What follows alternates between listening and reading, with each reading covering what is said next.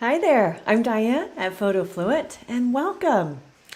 You might have noticed that I have not been around quite as much over the past week or so.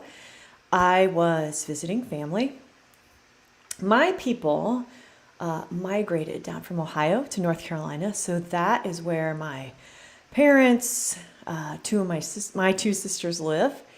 And so I headed east to visit them. And it was lovely, lovely to see everyone. And I took a little breather because as much as I love the PhotoFluent community, and that's you, once in a while you just need to not be going live and, being on social media. I just took a little break from social media. Now, I have to say, a lot of people hate social media.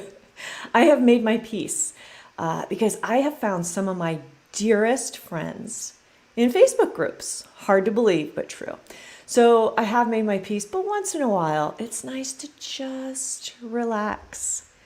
We made some Christmas candy, and that leads me into our topic of today, the holidays.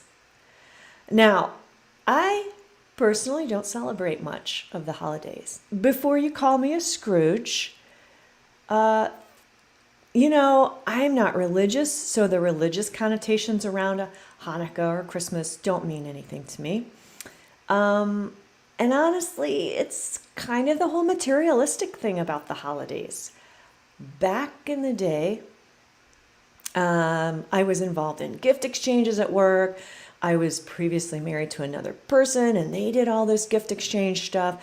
So suddenly you're buying presents for people you barely know. You're spending money you don't always really have. And so there's a whole lot of stuff that gets passed around that nobody needs. I don't know. You'd have to convince me that it's all really worthwhile. What I see, people are super stressed. They're driving like maniacs, trying to get all their gifts. Anyway, moving on from my feeling of the holidays, I'd love to know what you think. Do you like the holidays? Do you wish you could escape to a warm climate? Do you buy presents? Do you love putting up a tree? I would love to hear your thoughts. I do, however, love sparkly lights. And this time of year, I get a good dose of sparkly lights because it's beautiful. Sparkly lights everywhere. However, I'm not in love with the tacky, obnoxious blow up Christmas things that people put in their yards. And I'm sorry if that's you, but come on. They have these motors that keep them blown up. They're giant. I'm sorry, they're obnoxious. Now, twinkly, quiet lights. That's nice. That's nice. It's pretty. It's classy. Let's go back to sparkly lights. I don't know where all these blow up things came from, but more and more, it seems like every year. Whether it's the blow up thing that I am not a fan of, or sparkly lights though, you have to admit there's some really interesting scenery this time of year. No matter what you think of the holidays, it's very unique when you look around your neighborhood, right? So it's a good time to get out your cameras. Let's talk about that. Shall we? I think we shall. So there's so much potential for interesting photos, not just outside with the sparkly lights. Nighttime, you have more nighttime, right? Because the days are shorter, so there's more nighttime. And generally, there's some shops that are open and decorations all about. So nighttime can be tricky. It can be interesting. It can be fun. Also, there's some good stories to tell. Whether that's your family that gets together, whether it's the market down in your town or your area, festivals, there are some really good stories out there at the holidays. And I think one picture can tell a story, and a series can really tell you a novel. So keep that in mind as you're looking around this time of year also. Now, whether it's storytelling, whether it's just interesting light, how do you do it? Because it is different. It's tricky. Why? Well, because you have dark and then you have bright lights all in the same photo. So my tips, the first one, you'll notice I start here a lot. Have fun. Let go of self-judgment. If you're really determined to get some great photos of your family and you don't want to just have fun and play and worry about them not turning out, then honestly just put it on auto and get the photos that you really feel you need to have. Other than that, let go. Don't worry whether it is good or not. Air quotes, good, because good is a judgment call. Just have fun. This is one of the things I thoroughly enjoyed when living in France, and that is going out and taking photos of the holiday markets. Because they do it up right in Europe with the holiday markets. I will tell you what. Sparkly lights, fabulous food, great smells. It was just a feast for the eyes. In all the senses, I'll admit that. So, yeah, I went out at night, and I don't go out at night very often. I'm kind of a dud that way. I don't go out much at night. But we did. We went out, and I just played around to see what I would come up with. So let go of the self-judgment for one thing and just see what happens, but also take chances and stop worrying about what other people think. I think that is a very North American kind of thing that we Canadians and United States folks especially have, is that's people pleasing and wanting to make sure everybody likes us and everybody's happy.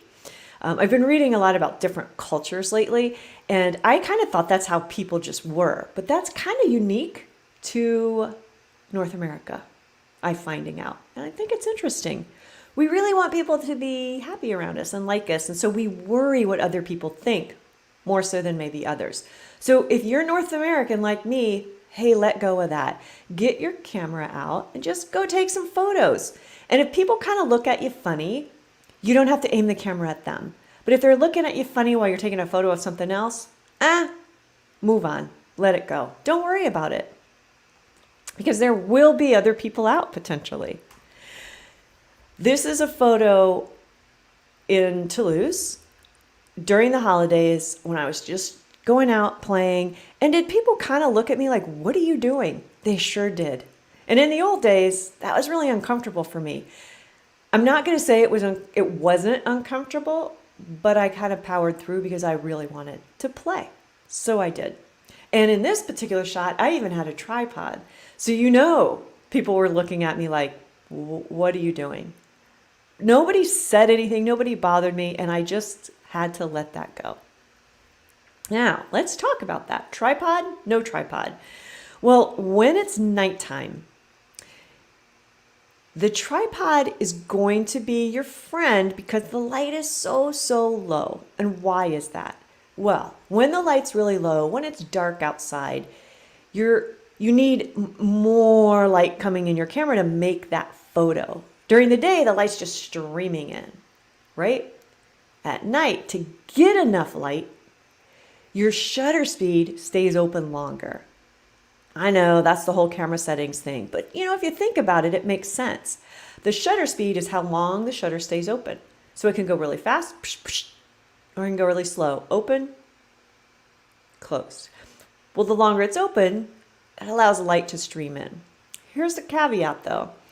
When that shutter is open really long and you're hand holding, there's more opportunity for you to move the camera. You're breathing, you might sneeze. There's just normal movement that you have in your body. You don't stand completely, utterly still. So the whole time you're hand holding and that shutter's open, there's likelihood you're going to move. And what does that do? Blurs the photo. So if you're super steady and you crank up your ISO really high, you can do it without a tripod. Even bracing your arms against a building or against yourself, even getting your feet wider, really holding on tight. And like I said, increasing the ISO, that helps get more light in. Otherwise, you will need a tripod.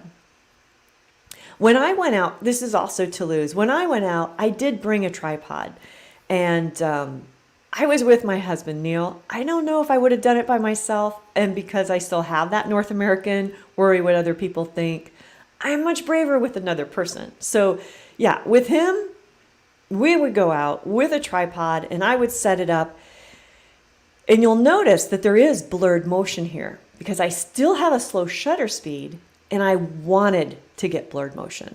Now let's go back for a minute. This one, there's also blurred motion.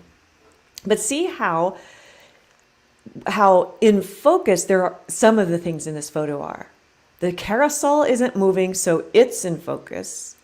The stand to the left, it's in focus. That's because I had a tripod. So the things that aren't moving, in focus.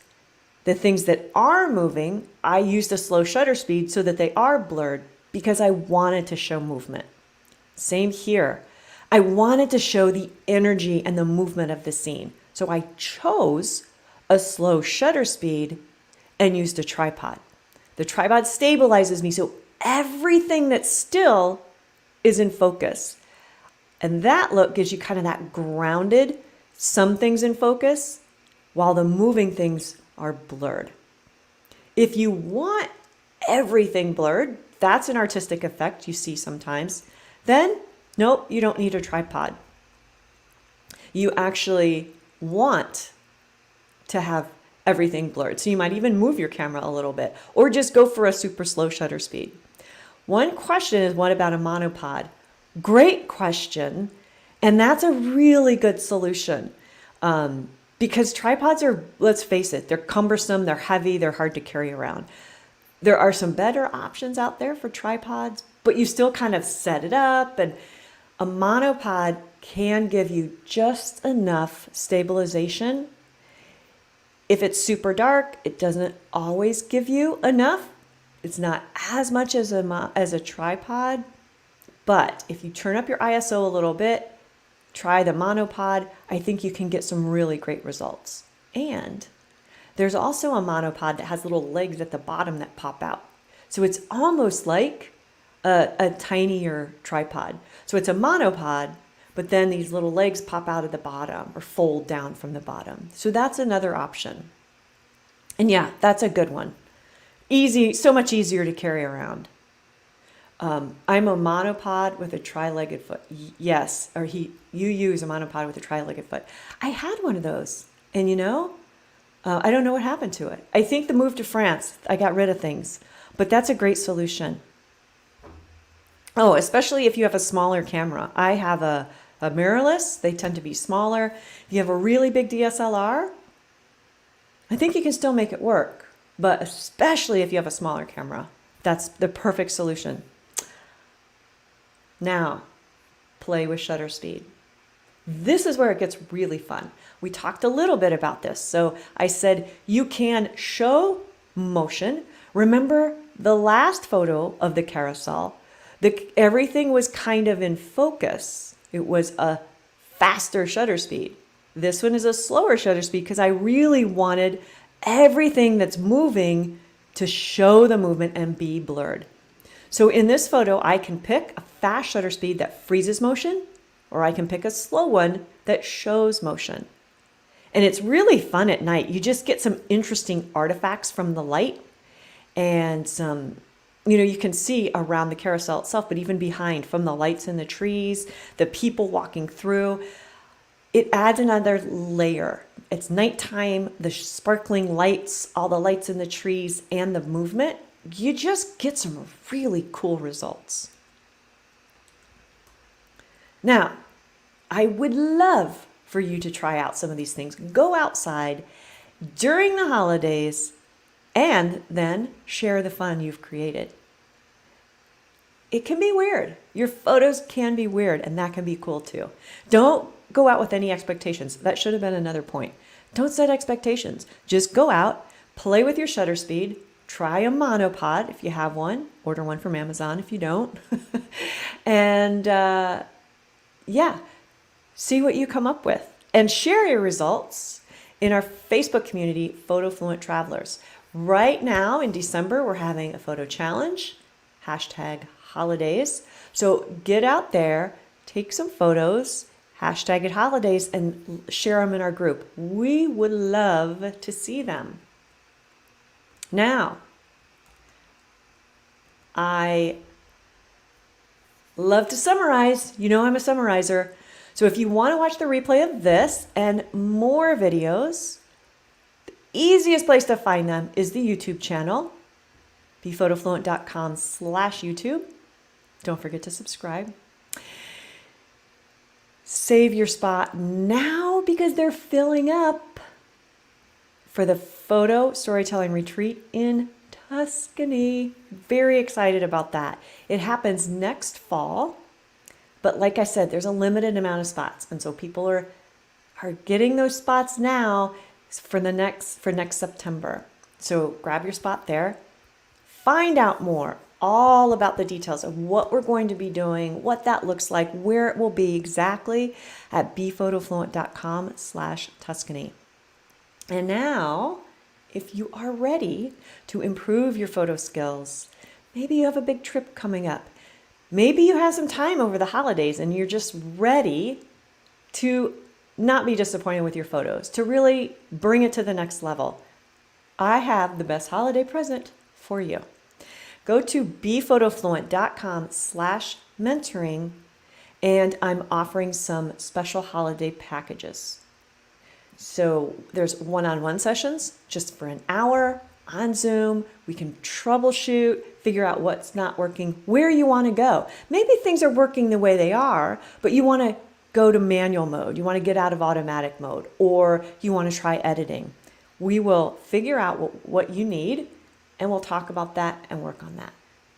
But I'm offering a 3-pack. Because one session is good, but 3 are even better because it gives you the chance to practice in between. So I'm offering a discount on the 3-pack. You save over $100. So check that out. And the other thing is there's a full day VIP session. And that's where you and I work together, more intense. Like you're really getting ready to level up and you want to work on this hard. So what I'm doing is when you sign up for a VIP session, you get a free 45-minute consultation where we're going to work on your digital file organization. I've gotten so much feedback from people that say, my digital files are such a mess, I don't even want to take more until I get them organized. I'm not sure what to do with them, or how do I back up? So that is thrown in when you buy a VIP session. Now, if you already have that down, like I got that, my photos are so organized, then we'll use that 45 minutes for something else. Maybe there's another topic you want to talk about, we'll do that. But you get a free 45-minute consultation when you sign up for a VIP day. So all of that is summarized at bephotofluent.com/mentoring. Don't know what is the best package for you? Let me know in the comments. DM me. That's probably the best way. I can reach out. We can figure out some time and we'll work it out. Okay? So I would love to see your holiday photos. Come and join us.